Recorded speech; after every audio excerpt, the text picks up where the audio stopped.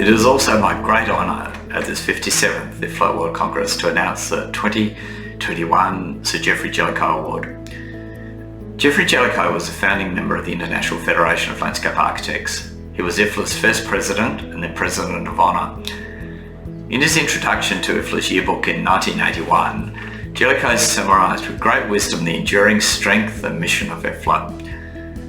Since its foundation in 1948, he said, the International Federation of Landscape Architects has spread its influence throughout the greater part of the world.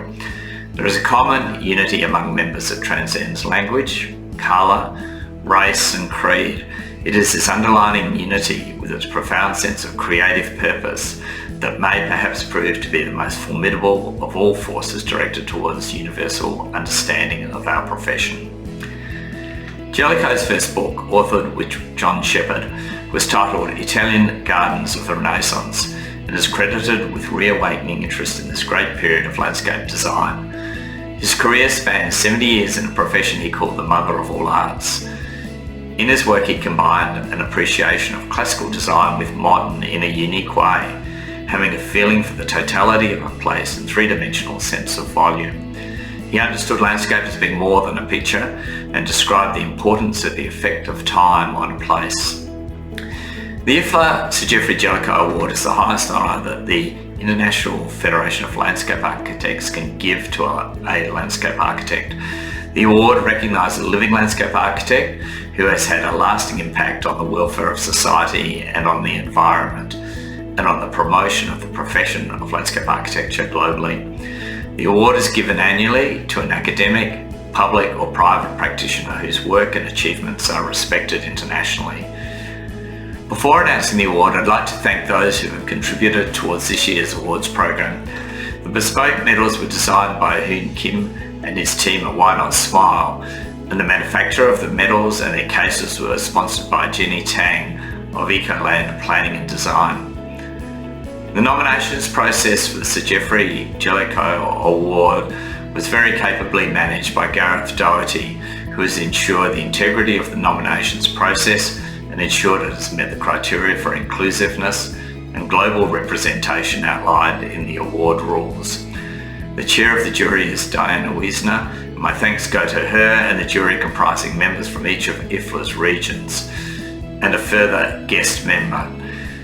And finally, I'd like to thank Monica Polares, the chair of IFLA's Communications Committee, who has helped guide the awards process with Gareth and Diana. Jala Maksumi is a recipient of the 2021 IFLA Sir Geoffrey Jellicoe Award. Jala's contribution as an academic, practitioner and advocate of the landscape architecture profession globally is significant. It is a great pleasure that I make this award on behalf of the International Federation of Landscape Architects. Greetings everyone in different parts of the world. My name is Gareth Doherty and I'm the Director of the Secretariat for the IFLA Sir Geoffrey Jellicoe Award in Landscape Architecture. Now, the Jellicoe Award is a global award. It's the highest award that IFLA can give to a landscape architect, a practitioner or an academic. And it's amazing how many people around the world have been inspired and touched by the work of Jala Maksumi. We're thrilled that Jala is winner of the 2021 Jellicoe Award. One of the aspects of Jala's work that is so special is not just that she is such a pioneering figure in the establishment of the profession of landscape architecture in the Middle East, but that she asks what landscape means in a Middle Eastern context. So rather than imposing an external idea of what landscape is or might be, Jala works within the understandings of the people that she is working with. I wanted to thank my colleagues Peter and Reem on the Secretariat, Diana and the jury, as well as the IFLA administration for your support in the award process. But more than that, I want to thank Jala yourself for being such an inspiration to so many people, myself included. I wish you well with the award, and I look forward to seeing your new work, and I am sure you will continue to inspire generations of landscape architects to come. Mabruk. Hello, this is Rima Laisa from the Middle East region. 1,000 congratulations to you, Jala, for achieving the Sir Geoffrey Jellicoe Award for the year 2021. The rich and diverse work you have accomplished throughout your career is no easy feat and is without a doubt one that is deserving of this prestigious award and international recognition. In the last few decades, you have traversed variegated landscape architectural terrain, whether academically or professionally, whether in the Middle East, the Mediterranean, and beyond. But the most important is the simple fact that you have been instrumental in laying the foundation for landscape architecture as an academic discipline and as a professional and cultural practice in the Middle East. Elf Mabruk. Hello, my name is Peter Zöch and I'm from Austria, and I'm a member of the Secretariat for the Sir Geoffrey Jellicoe Award. Dear Jala Maksumi, my sincerest congratulations to receiving this great honor. I'm really happy that the jury decided to give this outstanding award to you, not just to highlight your great body of work, but also to focus on regions in the world which are normally not in the center of our attention. My congratulations again and best wishes from Innsbruck. It is a pleasure for me, here from Colombia, to recognize profoundly as jury's chair composed of a landscape architect from each of the 5 IFLA regions and a guest, that Jala Maksumi is one of the most significant landscape professionals for her advancing ecological, social, cultural approaches to landscape design as teacher, researcher, lecturer, and designer. Congratulations, Jala. An important highlight of your work and trajectory is breaking boundaries within the Arab world, in promoting the importance of the profession and also your humble generosity in sharing your knowledge, which have reached members of all nations within IFLA. Your outstanding work in 3 regions, through difficult times, context, and periods of conflict, finding the resilience to learn, work, teach, and inspire the next generation through your passion in landscape architecture. This ratifies the remarkable qualities that you have as a Lebanese landscape architect in a professional journey. For many countries, and specific in our Colombian context, it has been inspiring your promotion of a holistic approach in advancing landscape architecture as a tool for recovery for post-conflict regions and development. Jala. You represent the best values of IFLA's world community. Your contribution to landscape architecture is in an international concept in practical respect is outstanding, a unique trajectory and contribution to human welfare and the environment and the promotion of the landscape architecture. It has been an honor for me to chair the deliberation process and final decisions with the jury's members from each of the 5 IFLA regions. Fritz Owit from Europe, Claudia Oñate from the Americas, Bektat Elizabeth from Middle East, Yoshiki Mishima from Asia Pacific, Mark Sampol from Africa, and Rahel Shaw, a guest member who has been involved in international landscape design and planet projects. Here they are their messages for you. Hello, Jala. My name is Fritz Auweg. I'm representing the European region, and it is a great pleasure for me to congratulate you for getting the Geoffrey Jellicoe Award 2021. You are a prominent figure in landscape architecture in the Middle East, and this is a very difficult region. where you are the important voice for landscape architecture. I was happy to work with you together in the process of getting a new definition of our profession, and you were the important voice for a more holistic and ecological understanding of our profession, and to integrate planning in a wider scale beneath design as important professional task. I congratulate you again getting the Geoffrey Jellicoe Award this year. Hello, dear IFLA friends and colleagues. My name is Claudia Oñate from Chile. It is an honor for me to be part of the jury of the Sir Geoffrey Jellicoe Award this year, representing IFLA Americas. This very prestigious landscape award goes to Professor Emerita Yala Maksumi, whose lifetime achievements have had an impact in society, environment, and in the promotion of our profession. Yala stands out for her ecological, social, and cultural approaches to landscape architecture as teacher, researcher, lecturer, and designer. An important highlight of her trajectory is breaking boundaries in promoting our profession within the Middle East and the Arab world, in the academia, and also in a diversity of projects. We know Yala for her very inspiring lectures as key speaker given in many different countries, and humble generosity in sharing her knowledge and work. She represents the best values of IFLA's world community. Congratulations, dear Yala, with all our heart. Hello, ladies and gentlemen. I am Behta Alizadeh from the Department of Horticultural Science and Landscape Architecture at Ferdous University of Mashhad, Iran. I'm also the president of Iranian Scientific Association for Landscape. It was my pleasure to have a chance to join the jury member to represent the IFLA, Middle East, and Islam. Today, I'm very happy because for the first time, a woman from Middle East gets the Sir Geoffrey Jellicoe Award. So, congratulations, Yala. You are inspiring for all young landscape architecture who are going to change the future.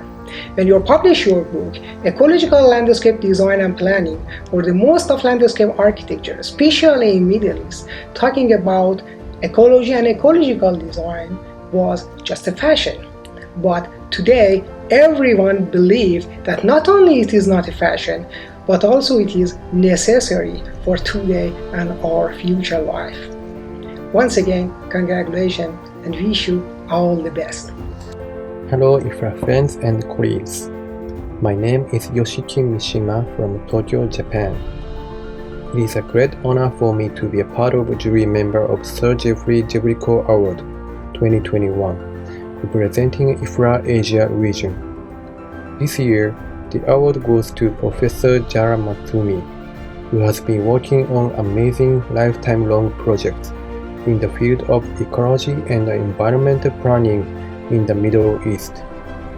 It seems to me that Yala has been a significant role model for many professions in the field of landscape architecture. And importantly, she clearly changed the profession of landscape architect in innovative and persuasive way. Today, we definitely need to extend and redefine our profession in order to envision and realize sustainable society and environment. And we can find one strong example in Yala's achievement. Yala, congratulations again, and I send my best wishes. Thank you. Hello, I'm Mark St. Paul from Square One Landscape Architects, representing IFLA Africa for the Sir Geoffrey Jellicoe Award. Congratulations, Professor Yala Maksumi, on being awarded the 2021 Sir Geoffrey Jellicoe Award. Your inspired and tireless commitment to advancing our profession in your region and internationally is truly remarkable and an example to all of us. We commend your demonstration through practice, research, and teaching on how landscape architecture can address human and environmental well-being throughout the local, city, and regional scales. Your pioneering success in the Middle East and Mediterranean within some of the world's toughest landscapes, provides us with valuable lessons and motivation for how we can tackle some of the human welfare and environmental challenges facing our own regions. We wish you ongoing and fulfilling success as you continue to make a difference to our world through your work and through the people that you inspire. My name is Rahel Shaal, and I'm an architect based in Addis Ababa, Ethiopia. It was a real honor to serve as guest jury for the 2021 International Federation of Landscape Architects Jellicoe Award. I want to congratulate you, Jala, for being the recipient of this prestigious award. I believe that your outstanding lifetime work in landscape architecture, spanning 3 regions through difficult times, contexts, and periods of conflict, is truly an amazing achievement. I am inspired by your resilience in your work, research, and most of all, your dedication to share your work for the next generation. We have so much to learn from your life, your works, and successes, and I do want to wish you best of luck in all your future endeavors. Thank you.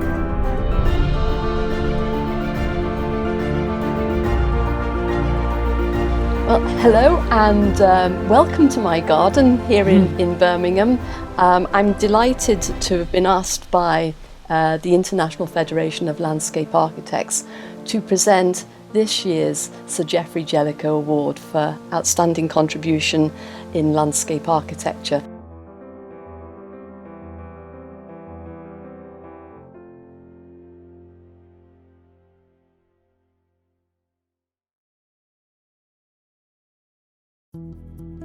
Jala, I'm absolutely delighted to be able to present to you the Sir Geoffrey Jellicoe Award 2021 for your outstanding contributions to the profession of landscape architecture. It's very well deserved. I'm so pleased to be able to do this. It's an honour and a delight. Thank you, Jane. I'm so happy, delighted, thank you, and honoured. My pleasure. I was always intrigued by landscape, and I've just been writing a chapter about that. And at first, I first came across the word in architecture studies, and it was open space, outdoor. You had to organize, design, and make beautiful. And it took years and years of research and practice and exposure to learn that landscape was much more than that. But once I could understand that landscape was a very complex kind of concept and word. I was intrigued by why outdoor spaces in my hometown, Baghdad, in Iraq, was so poorly landscaped. It was 50 degrees centigrade, and we had to cross huge expanses to go to a building. I mean, it was just, there was no vocabulary for landscape. Modern architecture was amazing in Iran. I mean, there's the regional movement, which is incredible.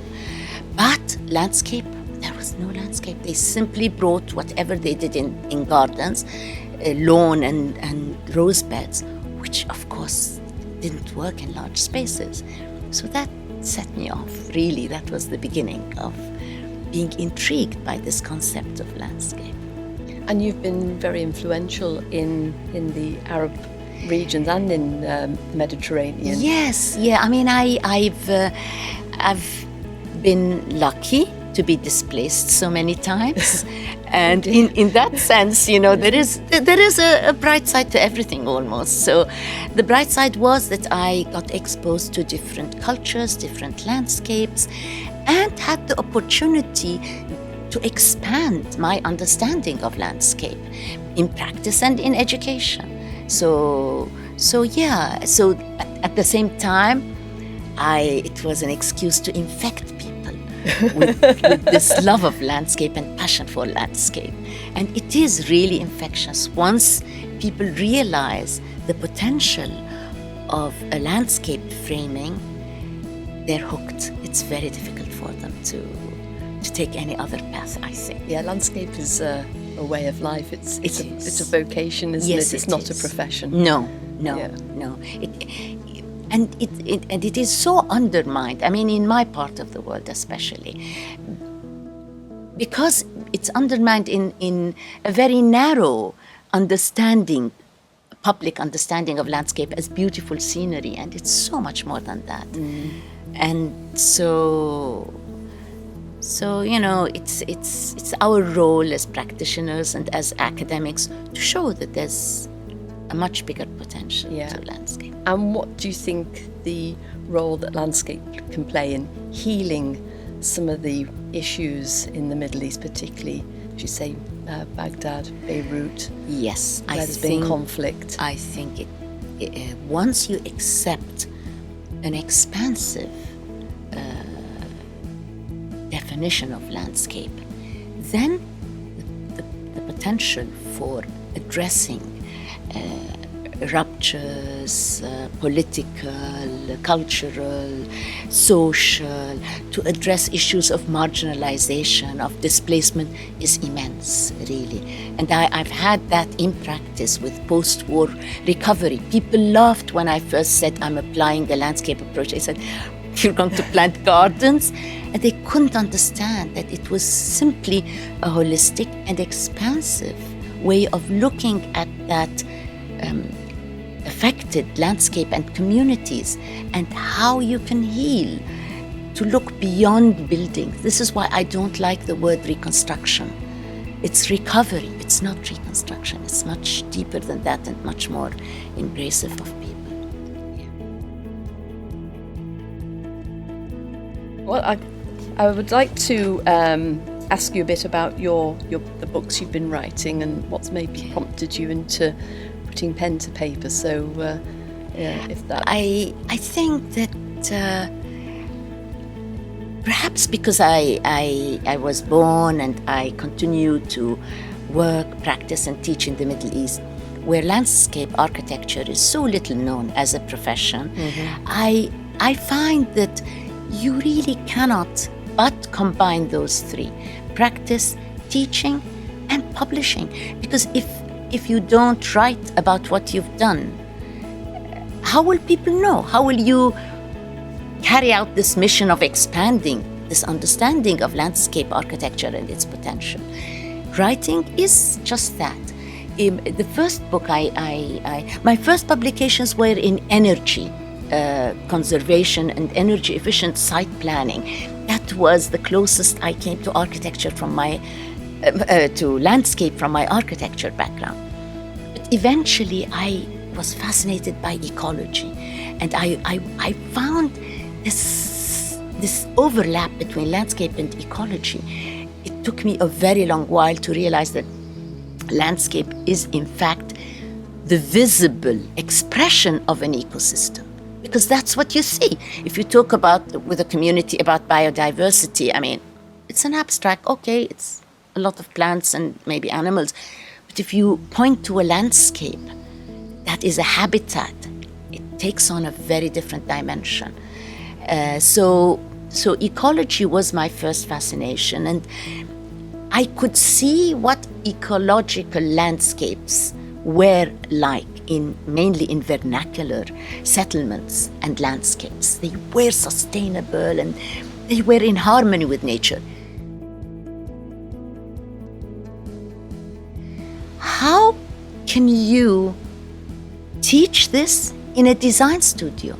That was the challenge that obsessed me almost, because I was teaching and I realized also that site analysis, the word analysis, this decomposing, doesn't work in landscape. So you need a very dynamic view to look at processes over evolutionary scales and over hierarchical scales, looking from the local to the regional to the global back to the local. And this could only be achieved with ecology. So that was the first book I published, Ecological Landscape Design and Planning. And this methodology sort of overcomes this rigid analysis, which is now used extensively by urban design students, architects, and landscape architects at the American University of Beirut. It's just a way to structure that is holistic, integrative, and dynamic. You're right, it's really difficult to teach something that is so dynamic as landscape design. Yes. It is, you have to experience it, you have to understand it, and to design it. There's so many layers to it. You never stop learning, do you? No. It's a constant learning process. No. Yes, absolutely. Absolutely. And one learning thing, again, we go back to displacement and moving around the nomadic existence, is I understood very much when I moved from an arid ecosystem in Iraq to the Mediterranean. Oh gosh, and the difference between these made me realize how local communities react to different ecologies. And that was the best learning I could get. Yes. Yeah.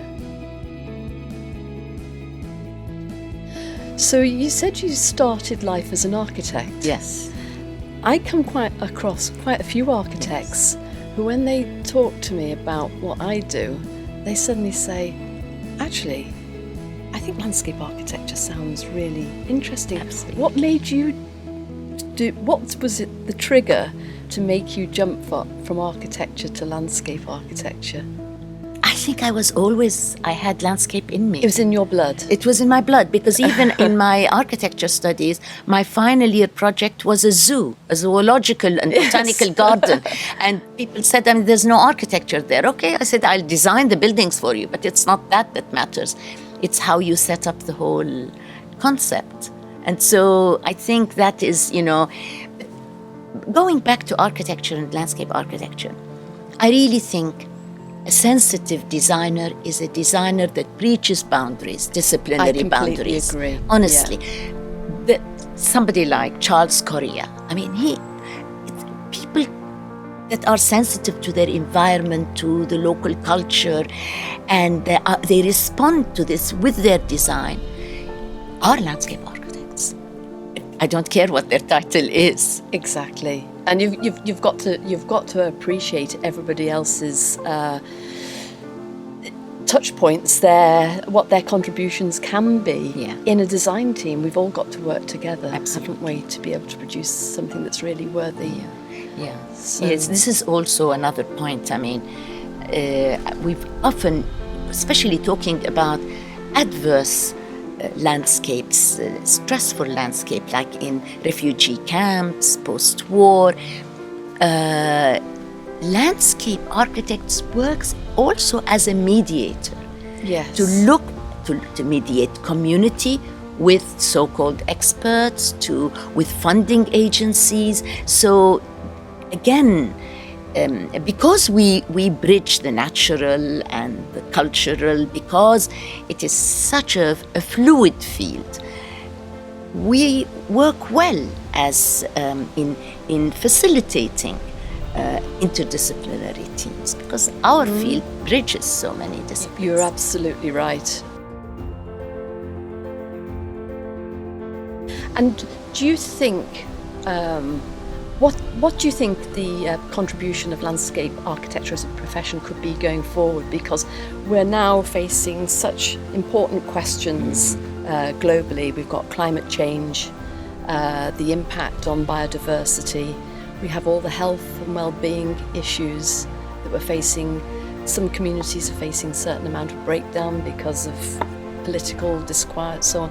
How do you think landscape architects can play a role in that? I know it's a really big question, fundamental question. Do you think we have a part to play? Yeah, we do, but I'll go back to basics. As landscape architects, we are responsive to the context. So all of those that you listed, all of the issues that you listed, have to do with the context. And it is both this context, understanding the contexts, being open to it, looking to it, how it evolved, looking at the people in this specific setting, looking at what they have done with the resources they have. All of this can inspire solutions, whether it's post-war recovery or whether it is biodiversity conservation. We've worked with a landscape approach to biodiversity conservation. Global warming, sustainable, I'd say sustainable development. That's also another very, very big problem, because development is so misunderstood by the global south, many countries in the global south. Basically, it is really bringing in big dams and infrastructure of canalizing rivers and all of these. It's the wrong. Development should be human-led, community engaged, and all of these things. So landscape can do that, where other maybe disciplines might or might not, I think. So it's really going back to the context. If you contextualize biodiversity, it means that you go back to the landscape and look at how it creates those habitats, not just the habitats, but how people manage biodiversity. In the Mediterranean, biodiversity is very much managed by communities. So that is, I think, the easiest answer I can give. So, in essence, landscape architects have a significant role to play. Yeah, absolutely. In the coming decades, don't absolutely. They? And also because there is no scale for landscape. Landscape is not scalar. We're not, and even if we're assigned a site, there is a larger context, either natural or urban or whatever.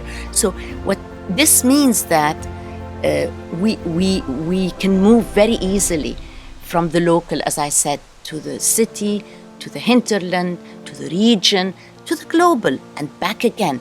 And this, a lot of the problems that we're facing, the world is facing today, need this connectivity, needs this movement, this dynamism across scales. Landscape does that. Landscape architect can't do that.